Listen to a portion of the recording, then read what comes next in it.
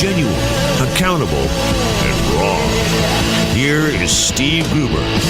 All right, Wednesday here on the Steve Gruber Show. Glad to have you here for the conversation. And the conversation we're going to have next could impact you, your family, your kids, your grandkids. It's something we've been talking about for a few days here on the program, obviously, with everything going on in Rockford, Michigan, and the contamination of water wells and so forth that appeared to be directly linked to the tannery that was there until it was raised in 2010 has raised a lot of concern. But there are other concerns around this state, places like Portsmouth Air Force Base or Camp Grayling, that have been contaminated by PFCs and PFOAs, which are long-chain carbons with fluorine and chlorine attached and things of that nature that have been proven to cause different kinds of cancer, different kinds of diseases, testicular cancer and autoimmune diseases, kidney problems with the thyroid, things of that nature.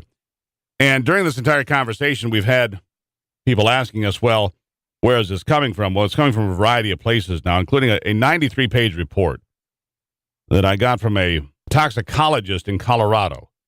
And on that report was a man's name, Robert Delaney, who came from the Michigan Department of Environmental Quality, the DEQ. And Bob Delaney has been reluctant to come forward because even though he's been blowing the whistle for a long time about the dangers of these chemicals and these compounds and having them in the environment and how they leach and how they can affect people and how they can contaminate wells, he's been reluctant until today. Bob Delaney joining me here in the studio of the program. Bob, welcome to it. Hi, Steve. Glad to have you here. Great to be here. So first, let me qualify you for the listeners so they know who you are. You graduated from college in 1979, your degree in geology and environmental quality. Is that correct? That's correct. All right. So you're a geologist. Yeah, I've got 33 years in with the state now. So you spend your time out there, if you will. You've tested, you looked at these sites. This study that I'm looking at from 2012, you spent a lot of time with a Dr.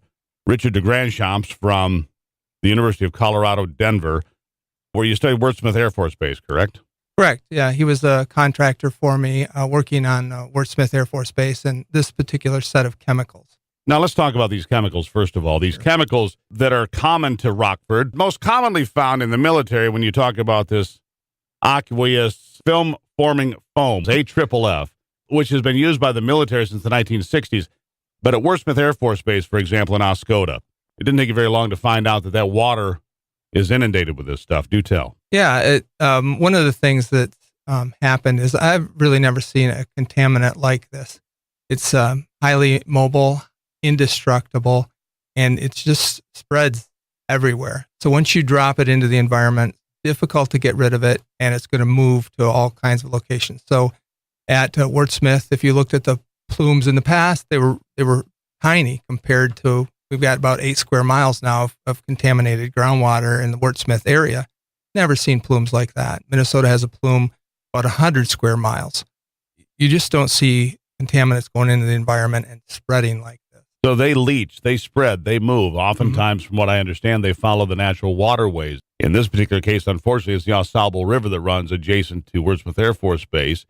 And what would have been considered natural barriers, being a marsh or a river or a lake, these particular chemicals seem to move right through them. Well, what happened is we decided to sample on the other side of the lake, Oscoda, Vanna, just in case to ease people's fears. And sure enough, we had PFASs on the other side of that lake. We thought it was a natural barrier that would stop the contamination, because every other contaminant at the base had stopped right there at the lake's edge. So it was like, wow, this is a shocker. Now, we're not just saying there's a direct correlation or a connect the dots here between these PFCs and PFOAs and autism. However, you saw enough evidence to say, here's a cluster of autism, here's a cluster of this issue, and it correlates with an area that's been contaminated by PFCs. Is that fair to say? Yeah, that was about the first basic analysis that we looked at. I just realized, boy, we're not regulating this set of chemicals at all. It's just going out there, and so basically it's everywhere. Mm-hmm. And I wonder, based on what you just told me, you had this conference in 2010. How long do you think the military has known about the health concerns for these compounds? Actually, I don't think they wouldn't have been super aware. In fact, I never heard anybody talking about, these are really dangerous or bad. Back in October here on the program, in mid-October, we had Bob Delaney on the show.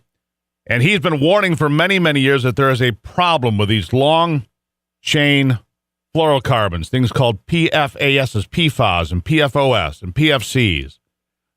He said you have problems at Wurtsmith Air Force Base, K.I. Sawyer, Camp Grayling, Alpena. The point that he was making is that there was a water contamination problem that was systemic across the entire state of Michigan. And what's happening in Rockford with the waterproofing chemicals that were used at Wolverine Worldwide were just the tip of the iceberg, he said. The problem, he said at that point on the program, was that he had issued a nearly 100-page report that he had co-authored in 2012 that was ignored by Dan Wyant, then the director of the DEQ. Dan Wyant, of course, lost his job during the fiasco in Flint with the water problems there.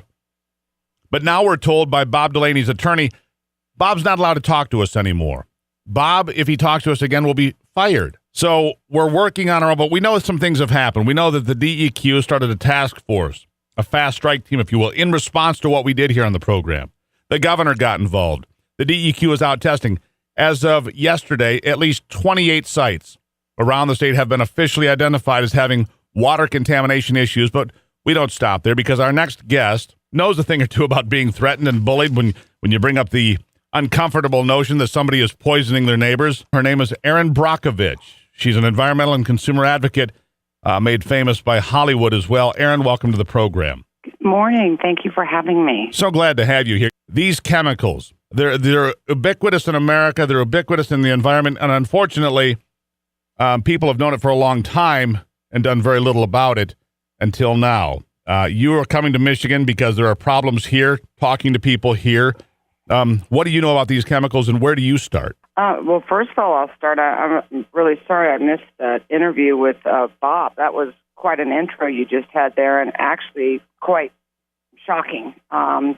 That really goes to the point of, the biggest problem that we have here, and the biggest problem, out in Hinckley when I began, was this cover-up and the lack of transparency to the people that somebody or many have known for a long time that a compound lurks in your water and your drinking, and they say nothing. The problem is it's so enormous, it's too expensive. As Bob Delaney put it, he says it would take more money than Michigan has in its annual budget to begin to address the problem. Where do we go from here? Correct. Well, where we go from here is how we don't continue to do this moving forward into the future. First of all, on this chemical alone, now I do know that they are pushing federally. I've worked on resolutions here in California on this chemical that have now become resolutions for all the military bases here to begin the process of where we're going to start finding money for these cleanups and passing some legislation and changing policies as we move forward. That's one thing that has to be done.